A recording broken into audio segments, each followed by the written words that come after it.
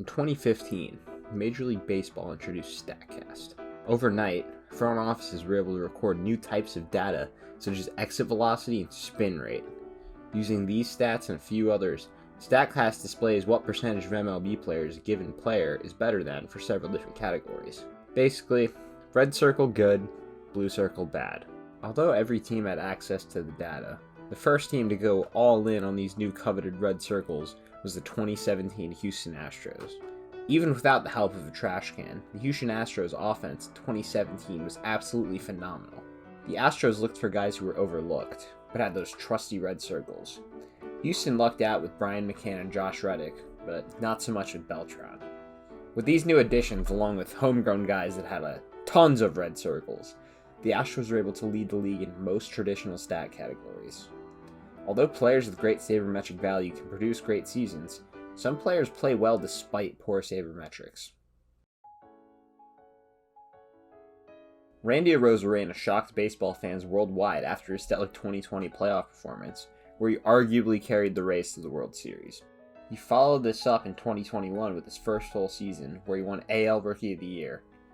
Despite posting a very strong stat line, the sabermetrics paint a player that belongs in the bottom 20% aside from great defense.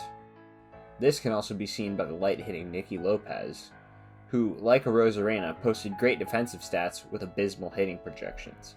Despite this, Lopez hit the coveted 300 and even posted an above-average OPS. In these cases, the players found success through baseball's unmeasurable and arguably most important factor: intangibles. Yadier Molina, according to WAR, the most popular stat to quantify a player's value, is slightly less valuable than a guy like Will Smith. But Will Smith does not provide the same level of leadership or ability to call a game. Molina can serve as a mentor for younger players while also being able to call pitches for different scenarios better than Will Smith can. Intangibles, however, can also be a bad thing. A-Rod was 60% better than the average hitter in 2001, but his team had a losing record. This was because A-Rod did not have great chemistry with his teammates, eventually leading to his trade to the Yankees. A clubhouse cancer like this may cause more problems than his value on the field can justify. Intangibles can also be tied to specific times, like, for example, the playoffs. David Freese during the regular season is just okay, but David Freese during the playoffs... And there would be Freese hits it in the air to center. We will see you tomorrow night. I don't care if you're Einstein or a Harvard grad, it's impossible to quantify how clutch a player is.